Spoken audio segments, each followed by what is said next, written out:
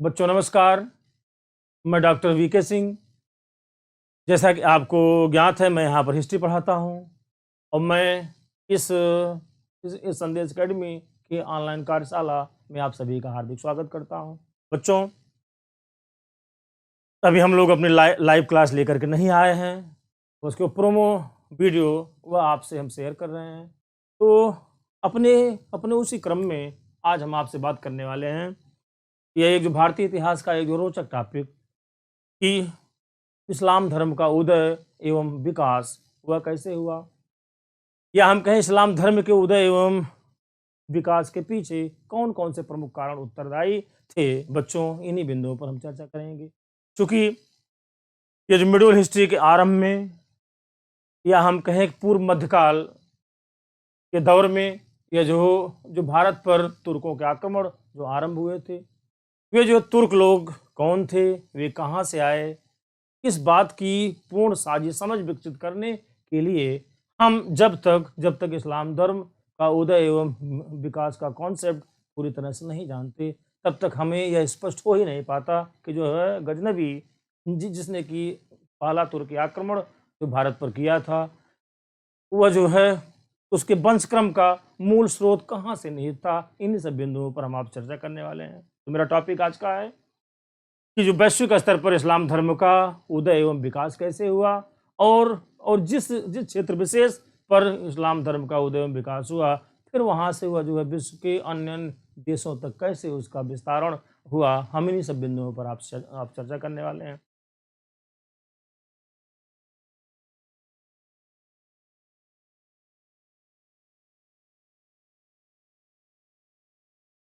बच्चों देखिए, हम क्वेश्चन क्रिएट कर रहे हैं। इस्लाम धर्म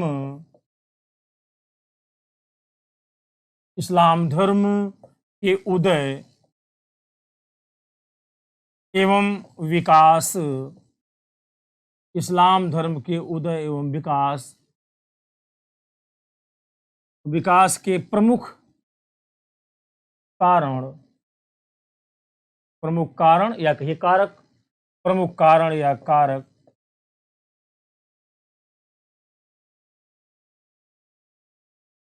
कौन कौन से थे। ये हमने क्वेश्चन क्रिएट कर दिया। बच्चों ध्यान देना, या जो है अपने आप को ज्योग्राफी में लेकर चलिए। हम लोग विश्व का मानचित्र ध्यान में दें, वहाँ पर हम देखेंगे कि जो है मध्य एशिया, या आज का मध्य एशिया, जिसे जो प्राचीन काल में कहा जाता था एशिया माइनर। बच्चों, यह जो एशिया माइनर वाला क्षेत्र है, मतलब जब आप पढ़ते हो हिस्ट्री, तो वहाँ पर प्राचीन काल के इतिहास में जहाँ एशिया माइनर का जिक्र होता है, तो वह जो आज का कौन सा देश है, आज का वह है तुर्की देश। तो ये आज का तुर्की देश के साथ साथ ये जो खाड़ी देश है हमारे, ये जो वर्तमान के वैश्विक स्तर पर खाड़ी देशों की जो भौगोलिक जो परिवेश है, जिसमें कि ईरान, इराक, सऊदी अरब इत्यादि ये सब देश आते हैं, हम वहीं की बात कर रहे हैं आपसे। बच्चों ध्यान दीजिएगा, ये जो पश्चिमी मध्य एशिया में एक प्लेस हुआ करता था, मीन्स बंदरगाह था, जिसका नाम था एडन।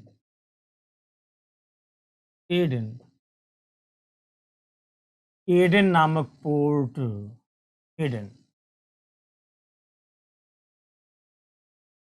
पोर्ट मतलब बंदरगाह। ये बच्चों जो है इस एडन नामक पोर्ट के आसपास लगभग 500 से 1000 किलोमीटर तक का भूभाग, 500 से 1000 किलोमीटर तक का भूभाग मतलब क्षेत्र, वो जो है मानव जीवन के लिए दुरूह था। मानव जीवन के लिए दुरूह मीन्स वहाँ पर मानव जीवन यापन वह जो है वह सहज रूप से संभव नहीं था। मानव जीवन हेतु दुरूह। दुरूह शब्द means बच्चों कठिन, अर्थात वहां पर उसकी संभावनाएं बहुत क्षीण थी। तो इस तरह की कंडीशन जो होगी, जैसे मान लीजिए कोई भी एक क्षेत्र विशेष, जैसे आपका इलाहाबाद शहर है, तो जो इलाहाबाद शहर से यदि 500 से 1000 किलोमीटर का एरिया, मीन चतुर्दिक एरिया, मतलब चारों तरफ का क्षेत्र, वह यदि मानव जीवन यापन के लिए वहाँ पर कोई संभावनाएं न हो, बस केवल यही आपका शहर जो है इलाहाबाद है, यहीं पर मानव जीवन यापन की संभावनाएं हो, मीन जो क्रय शक्ति क्षमता के विकास की संभावनाएं केवल इसी इलाहाबाद क्षेत्र में ही हो, और इसके दूर दराज के, बहुत दूर दराज के क्षेत्रों तक ऐसी संभावना न हो, तो क्या होगा बच्चों, वह जो है दूर दराज की जो पॉपुलेशन वह इसी शहर अर्थात इलाहाबाद के आसपास आकर करने लगे। जब इस तरह से होगा तो यहाँ पर जनघनत्व बढ़ेगा।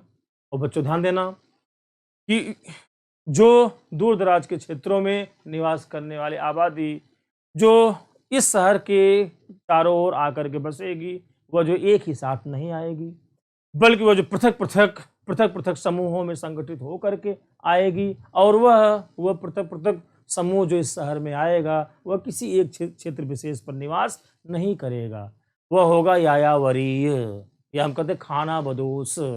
मीन्स वह किसी एक क्षेत्र विशेष पर निवास न करे, वह जो घूम टहल करके अपनी जिजीविका जीने की इच्छा की संभावनाओं की तलाश करने के लिए वह जो है यहाँ से वहाँ जो भटकती रहे। तो जो है कुछ इसी प्रकार का कॉन्सेप्ट हम आपको बता रहे हैं, ध्यान दीजिएगा।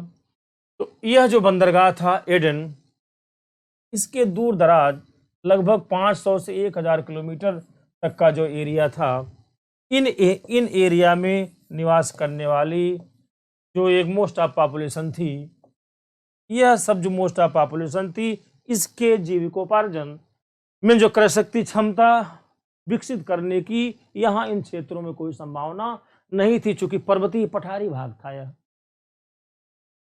तो जो इस पूरे परिक्षेत्र में केवल एकमात्र विशिष्ट जोन ऐसा था, एडन नामक पोर्ट, जहां से आयात निर्यात की संभावनाएं थी, अर्थात आयात निर्यात किया जाता था।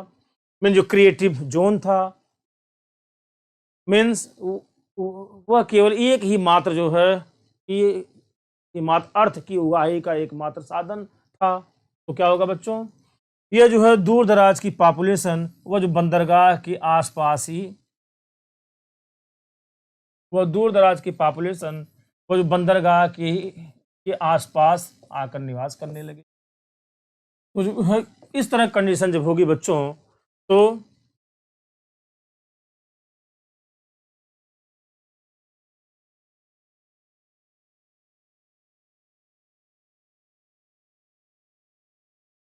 एडन पोर्ट, बच्चों मैंने बताया कि इस पोर्ट के चारों ओर दूर दराज का जो एरिया था, वहाँ पर निवास करने वाली मानव आबादी जो थी, वह अपनी जिजीविका की संभावनाओं की तलाश हेतु वह आकर के इसी बंदरगाह के चारों ओर निवास करने लगी, क्योंकि जीवन यापन की संभावना उसे यहीं पर दिखाई दे रही थी। और यह जो आबादी वो जो पृथक पृथक समूहों में संगठित होकर के आई,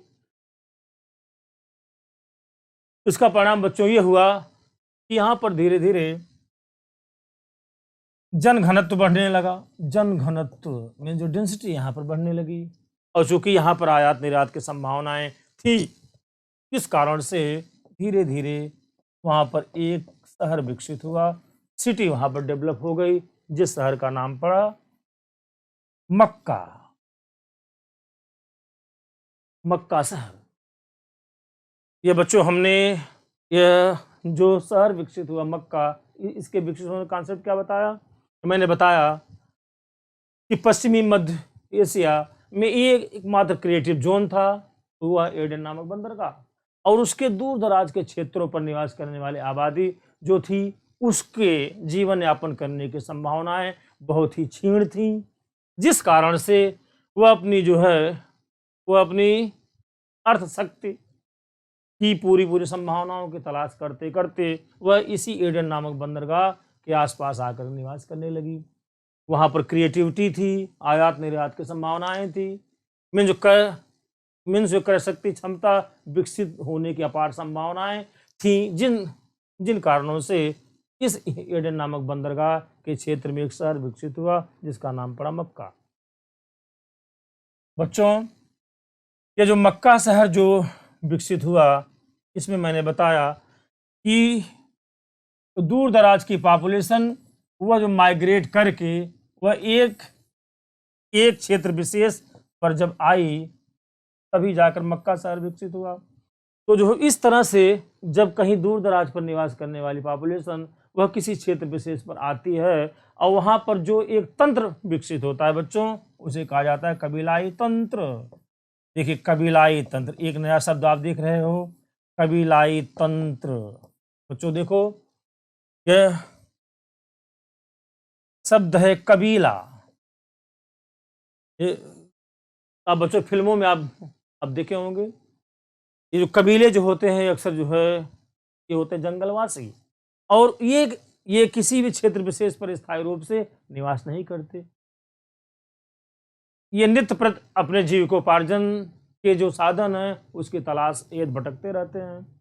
अर्थात ऐसा मानव का तंत्र जो कि किसी एक क्षेत्र विशेष पर स्थायी रूप से निवास न करे, बल्कि वह जो है रोजगार अवसरों की तलाश के लिए भटकता रहे, तो इसे क्या कहा जाएगा?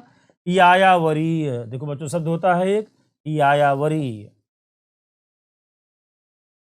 यहां से लिख रहे हैं, देखिएगा, यायावरीय। और इसे एक शब्द और क्या कहते हैं? या खाना बदोश। खाना बदोश, ये तो कठिन शब्द हो गया और इसका पर्याय शब्द हो जाता है, या कह दीजिए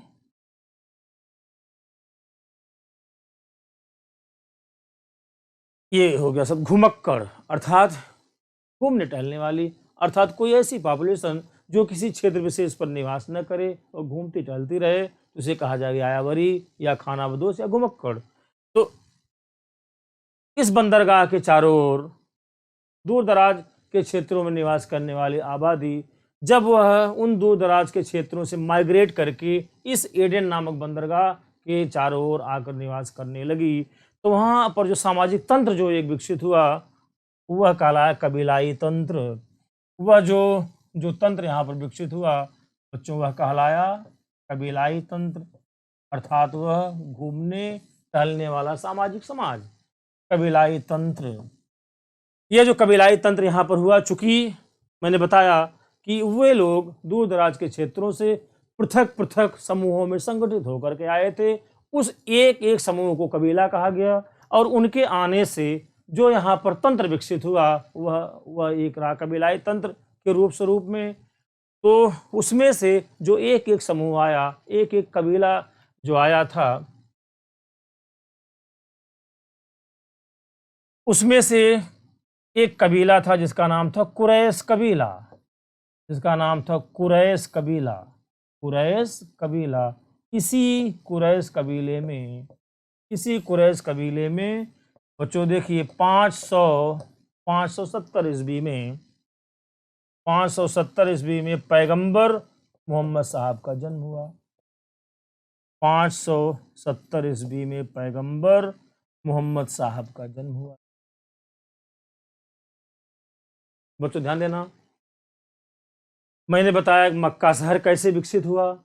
वो जो मक्का शहर जो विकसित हुआ वो जो है भिन्न भिन्न प्रकार के कबीलाई तंत्र से विकसित हुआ, और उसमें जितने भी कबीले आए हुए थे दूर दराज के क्षेत्रों से, जो लोग वहाँ पर उस एडन नामक बंदरगाह के चारों ओर जो माइग्रेट करके आकर के निवास किए, जो भिन्न भिन्न कबीले थे, उसमें से एक कबीला था जिसका नाम था कुरैश कबीला। इसी कुरैश कबीले में 570 ईस्वी में पैगंबर मोहम्मद साहब का जन्म हुआ, जिनके बारे में आपको ज्ञात है। ये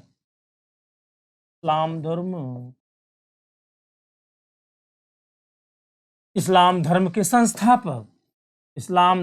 संस्थापक, या एक शब्द कह दीजिए प्रवर्तक,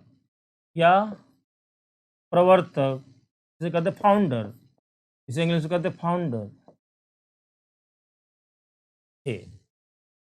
बच्चों, अब जो पैगंबर मोहम्मद साहब का संबंध किस कबीले से था? कुरैश कबीले से। ये जो कुरैश कबीला कहाँ पर विकसित हुआ?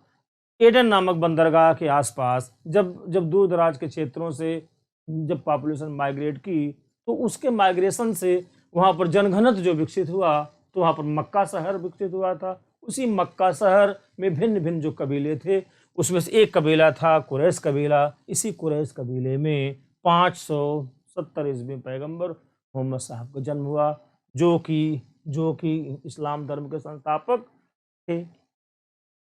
बच्चों देखिए, ये जो पैगंबर मोहम्मद साहब जो थे, मोहम्मद साहब,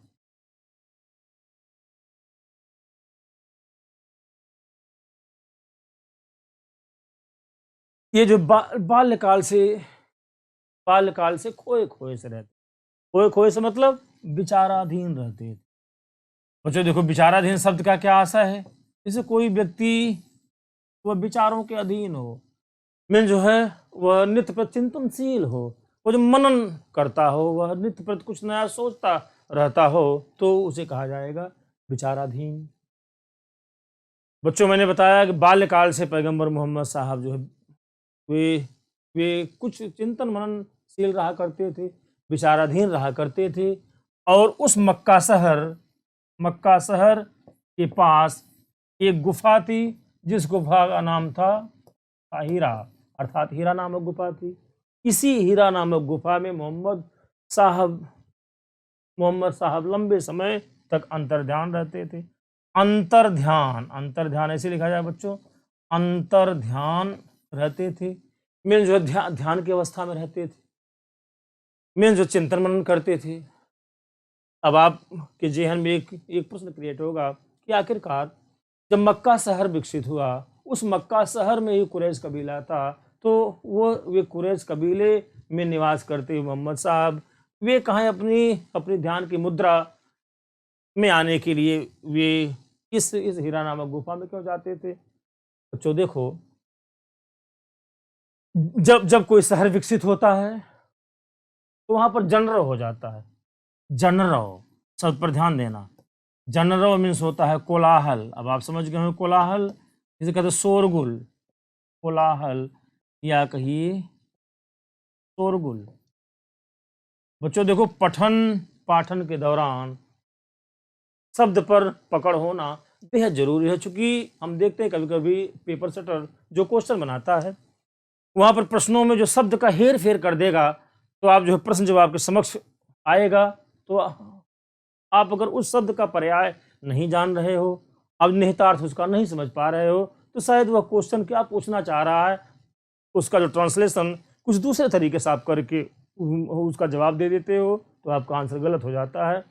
जबकि पूर्व में वह क्वेश्चन जो पूछा गया था, उसके बारे में समग्र जानकारी आपको थी, किंतु आप उस प्रश्न का जो अनुवाद नहीं कर पाए, या हम कहें भाषा अनुवाद नहीं कर पाए, में जो प्रश्न के मर्म को आप नहीं जान पाए, तो आप जो सहज रूप से उस प्रश्न को दूसरा मोड़ देते हुए आपने उसका उत्तर लिख दिया, में जो प्रश्न के स्वरूप से आप भटक गए। तो जो है मक्का शहर में जनरव अधिक था, अर्थात जो शोरगुल अधिक था, जिस कारण से मोहम्मद साहब को ध्यान की अवस्था में आने में भिन्न भिन्न प्रकार की समस्याएं उत्पन्न होती थी। तो इसलिए वे जो दूर दराज, वहीं से कुछ दूर के क्षेत्रों में एक हीरा नामक गुफा थी। इसी हीरा नामक गुफा में मोहम्मद साहब लंबे समय तक बैठ करके ध्यान की मुद्रा में रहते थे, विचाराधीन रहते थे, चिंतन मनन करते थे। अब इसके बाद बच्चे ध्यान देना,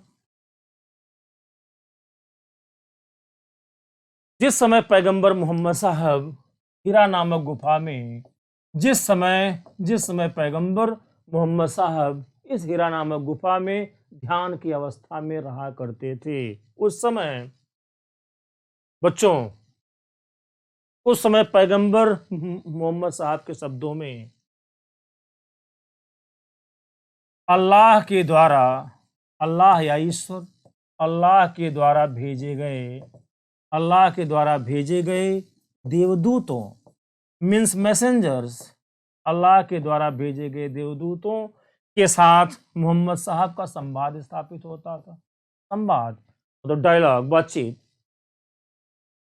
यह जो हम लोगों को ज्ञात कैसे हुआ? यह जो मोहम्मद साहब ने स्वयं बताया। ये मोहम्मद साहब ने स्वयं बताया कि जो जिस समय वे इस हीरा नामक गुफा में ध्यान की अवस्था में रहा करते थे, उसी समय उनका अल्लाह या ईश्वर के द्वारा भेजे गए देवदूतों के साथ संवाद स्थापित होता था। अब वहाँ पर देवदूत जो होते थे, वे लोग जो पैगंबर मोहम्मद साहब से कुछ प्रश्न पूछते थे, जिसका जवाब ये देते थे। कुछ ये प्रश्न पूछते थे, जिसका जवाब देवदूत देते थे। तो जो इस रूप स्वरूप में परस्पर जो प्रश्नोत्तर तालिका जो रही, जिसे कि मोहम्मद साहब ने बताया, और बाद में वह जो है वह संस्मरणों के आधार पर, मीन्स याददाश्त के आधार पर, मीन्स मेमोरी के आधार पर, वह एक जो है ग्रंथ का रूप दे दिया गया। मीन्स पैगंबर मोहम्मद साहब का उस हीरा नामक गुफा में लंबे समय तक अंतर ध्यान की अवस्था में रहते हुए ईश्वर या अल्लाह के द्वारा भेजे गए देवदूतों के साथ जो संवाद स्थापित होता था, उसमें क्या बातचीत होती थी, उन सभी बातों को संस्मरणों के आधार पर बाद में एक ग्रंथ का रूप दे दिया गया, जिस ग्रंथ का नाम पड़ा कुरान। बच्चों, आपको पता है कि यह जो है इस्लाम धर्म का पवित्र ग्रंथ है। अब बच्चों, आपसे कोई प्रश्न पूछे कि ये जो ग्रंथ है कुरान, इस कुरान की जो रचना का स्रोत क्या रहा? तो यह जो है कुरान की रचना का स्रोत यही रहा कि हीरा नामक गुफा में ध्यान की मुद्रा में रहते हुए देवदूतों के साथ जो मोहम्मद साहब का संवाद स्थापित होता था, में जो प्रश्नोत्तर जो होता था उन दोनों के मध्य, उसी को बाद में ग्रंथ के रूप में लिपिबद्ध कर दिया गया, जिसका नाम पड़ा कुरान। अब बच्चों देखो,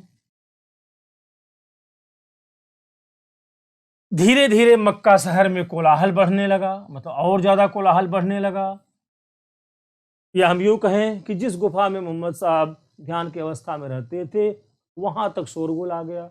अर्थात अब उस गुफा में भी मोहम्मद साहब को अपनी ध्यान की अवस्था में रहते हुए कुछ चिंतन मनन करने की दिशा में उनको समस्या उत्पन्न होने लगी। तो वे जो मोहम्मद साहब क्या किए, 622 ईस्वी में 622 ईस्वी में पैगंबर मोहम्मद साहब मक्का शहर को छोड़कर मदीना आ गए। मक्का शहर को छोड़ करके कहाँ आ गए? मदीना आ गए। तो यह जो प्लेसमेंट जो होता है, स्थान परिवर्तन जो होता है, इसके लिए शब्द है हिजरत, जिसका आशय होता है स्थान परिवर्तन। स्थान परिवर्तन, क्योंकि 622 ईस्वी में ही पैगंबर मोहम्मद साहब मक्का शहर को छोड़कर मदीना आए थे। इस कारण से इस सत्र को इस्लाम धर्म में कहा जाता है हिजरी संवत। हिजरी संवत, जैसे हिंदू धर्म में विक्रम संवत, शक संवत, वैसे यहाँ पर इस्लाम धर्म में हिजरी संवत, इसका विशिष्ट रूप से महत्व है। तो बच्चों, अगर आपसे कोई पूछे कि यह जो 622 ईस्वी को हिजरी संवत क्यों कहा गया, तो आप बताएंगे कि इसी वर्ष पैगंबर मोहम्मद साहब मक्का शहर को छोड़कर मदीना आए थे, अर्थात अपना प्लेस चेंज किए थे, तो इसलिए ये कहा गया हिजरी संवत। बच्चों, यहीं पर अर्थात मदीना में ही जब पैगंबर मोहम्मद साहब की मृत्यु हुई, तब बच्चों देखो, पैगंबर मोहम्मद साहब अपने जीवन काल में कहा था कि मेरे बाद इस्लाम धर्म का कोई अन्य पैगंबर नहीं होगा, बल्कि मेरे कार्यों को मेरे अपने खलीफा आगे बढ़ाएंगे। बच्चों देखो, तो यहाँ पर शब्द आ रहा है पैगंबर और खलीफा। पहले इस शब्द का आपको निहितार्थ बता दें, तब आगे बढ़ते हैं। देखिए, पैगंबर ये होता है पैगाम, या पैगाम शब्द से बना है। पैगाम मतलब मैसेज, और दूसरा शब्द है खलीफा। ये दोनों शब्द आप जान लीजिए बच्चों, फिर आगे बढ़ते हैं। ये पैगंबर होता है धरती पर अल्लाह या ईश्वर, धरती पर अल्लाह या ईश्वर का प्रतिनिधि ये होता है पैगंबर। और ये जो शब्द है खलीफा, इसका अर्थ क्या है बच्चों? ये होता है धरती पर पैगंबर का प्रतिनिधि, पैगंबर का प्रतिनिधि।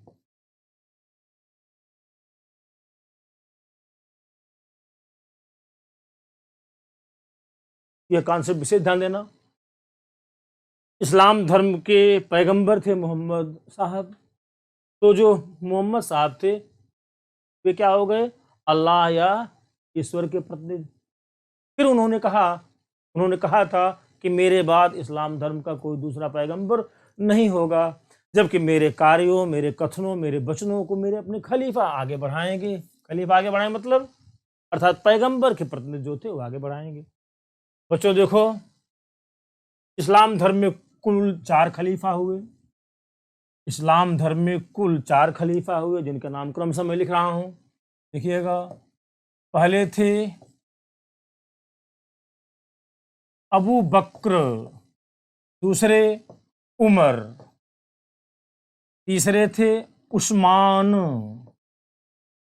जब 4 हैं तो इसके आगे और लगा देते हैं। और चौथे खलीफा थे अली। बच्चों यहां से विशेष ध्यान देना। मैंने बताया कि मदीना में पैगंबर मोहम्मद साहब की जब मृत्यु हुई तो पैगंबर मोहम्मद साहब की मृत्यु के बाद इस्लाम धर्म में 4 खलीफा हुए, जिनके नाम हमने क्रमशः लिख दिया। नंबर 1 हो गए अबू बकर, दूसरे उमर, तीसरे उस्मान और चौथे अली। बच्चों ये जो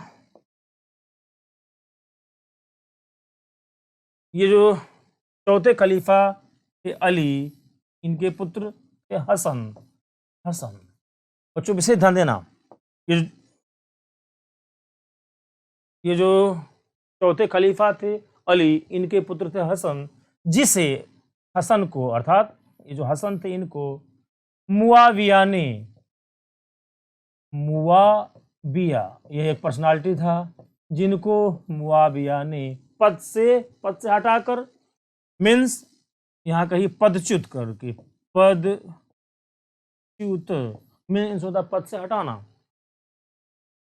फिर बच्चों देखो, ये जो इस्लाम धर्म के चौथे खलीफा थे अली, उनके पुत्र थे हसन, जिसे अर्थात हसन को एक था पर्सनालिटी मुआविया, उसने पद से हटा करके पदच्युत करके एक नए वंश जिसका नाम था उम्मैया वंश की स्थापना किया। और दमिश्क को इस्लाम धर्म की राजधानी बनाया। दमिश्क बच्चों आपको पता होगा, ये जो वर्तमान में जो सीरिया की राजधानी है दमिश्क। अब देखो, इतना फिर से आपको बता दें, ये पैगंबर मोहम्मद साहब की मृत्यु के बाद 4 खलीफा हुए, अबू बकर, उमर, उस्मान और अली।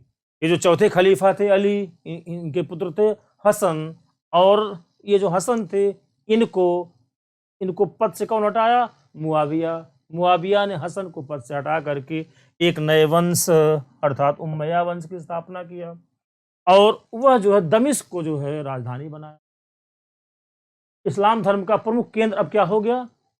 दमिश्क। बच्चों देखो, ये जो पैगंबर मोहम्मद साहब जो थे, जब इनकी पारिवारिक पृष्ठभूमि हम पढ़ते हैं तो इनके चाचा भी थे, एक चाचा। तो ये जो मुआविया जो था, बच्चों देखो, मुआविया जिसे मैंने अभी आपसे बताया कि जिसने दमिश्क को इस्लाम धर्म की राजधानी बनाया, जो कि एक नए वंश उम्मैया वंश की स्थापना किया था। अब ये क्या किया कि जो उस क्षेत्र विशेष पर जो भी लोग इस्लाम धर्म के मानने वाले नहीं थे, या हम यूँ कहें जहाँ जहाँ तक इस्लाम धर्म का प्रचार प्रसार विस्तार नहीं हुआ था, यह जो मुआविया उन क्षेत्रों में जो बल प्रयोग के द्वारा, मीन्स आपके मिलिट्री पावर के द्वारा, यह जो है यह इस्लाम धर्म के विस्तारण का प्रयास किया। और यहीं से इस्लाम धर्म में हम देखते हैं कि मारकाट की प्रवृत्ति हावी हो जाती है। तो यह जो था मुआविया, जिसने कि उम्मैया वंश की स्थापना किया, और इसी ने दमिश्क को इस्लाम धर्म की राजधानी बनाया। दमिश्क को इस्लाम धर्म की राजधानी बनाया। उसके बाद यह जो बल प्रयोग के द्वारा इस्लाम धर्म का पल्लवन पुष्पन अर्थात उसका विस्तारण करने का प्रयास किया। तो यह पूरा क्षेत्र क्या हो गया? अशांत हो गया। अशांत क्यों अशांत कर रहे हैं? क्योंकि जब तक मोहम्मद साहब थे या यूं कहें उनके सक्सेसर मीन्स खलीफा लोग थे, तब तक यह क्षेत्र पूरी तरह से शांत था। मीन्स जो है यहाँ पर इस्लाम धर्म के प्रचार प्रसार का जो प्रयास पूर्व में था, मीन्स वैचारिक विनिमय के द्वारा या हम कहें कि मानसिक क्रांति के द्वारा जो प्रचार प्रसार का प्रयास था, अब यहाँ पर स्वरूप बदल गया। अब हो गया मिलिट्री पावर के आधार पर इस्लाम धर्म का विस्तार। तो जब मोहम्मद साहब थे तो मोहम्मद साहब के चाचा के वंशज भी थे, जिनमें से एक नाम था अब्बास सफ़ाह। अब्बास सफ़ाह, ये जो मोहम्मद साहब के चाचा के वंशजों में अब्बास सफ़ाह जो थे, ये उमैया वंश के वंशजों, मतलब जब इस मुआविया की मृत्यु हुई तो जो इस वंश के वंशज जो थे, जो इसका विस्तारण बल प्रयोग के आधार पर कर रहे थे, उस बल प्रयोग वाले प्रयास को जो चकट किसने किया, रोका कौन? अब्बास सफ़ाह। ये कौन थे? मोहम्मद साहब के चाचा के वंशज में से थे। तो ये लोग जो है इस वंश के मीन्स उमैया वंश के सक्सेसर को पराजित करके एक नए वंश की स्थापना किए, जो कि कहलाया अब्बासी खलीफाओं का वंश। अब्बासी खलीफाओं के वंश की स्थापना किए। अब्बासी खलीफाओं के वंश, ये वंश कहाँ से निकल के आया बच्चों? ये जो पैगंबर मोहम्मद साहब के जो चाचा थे, उनके वंशज जीवित थे।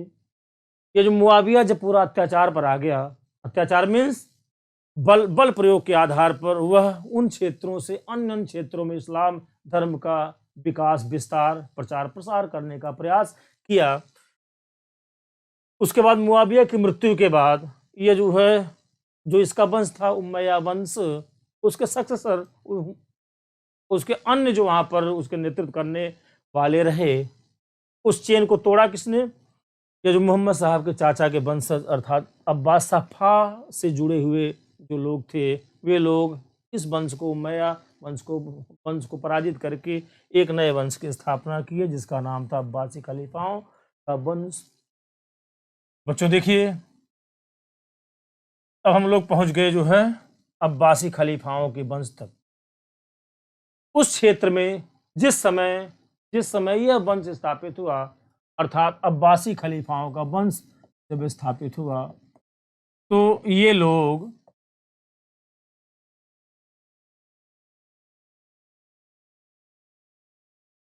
अब्बासी खलीफाओं के वंश के लोग बगदाद को राजधानी बनाए। इस्लाम धर्म का प्रमुख केंद्र क्या हो गया? बगदाद हो गया। उमैया वंश के लोगों ने क्या बनाया था? दमिश्क को बनाया था।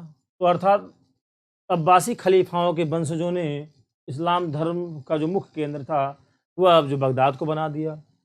तो जिस समय उस क्षेत्र में अब्बासी खलीफाओं की शासन सत्ता स्थापित हुई, इन्हीं अब्बासी खलीफाओं के यहाँ कुछ तुर्क जात के लोग, बच्चों ध्यान देना, इसी अब्बासी खलीफाओं के यहाँ कुछ तुर्क जात के लोग सेना में सेवारत हो गए। तुर्क जात के लोग सेना में सेवारत हो गए, मतलब सेवा करने लगे। ये जो तुर्क जात के लोग जो सेना में सेवारत हुए, उसी में से एक पर्सनालिटी था जिसका नाम था अलप्तगीन। अलप्तगीन, तो ध्यान देना, यह कौन था? अलप्तगीन। अब्बासी खलीफाओं की शासन सत्ता जब स्थापित हुई, तो इसी अब्बासी खलीफाओं की शासन सत्ता के दौरान सेना में भर्ती होने वाले जो भिन्न भिन्न वर्ग थे, उसमें से एक वर्ग के लोग जो थे तुर्क जात के लोग थे। वो जो तुर्क जात के लोग जो सेना में भर्ती हुए, उसी में से एक तुर्क था अलप्तगीन। बच्चों देखो, अलाउद्दीन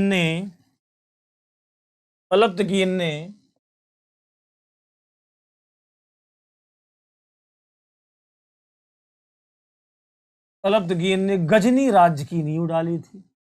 गजनी राज्य की नींव डाला था, नींव।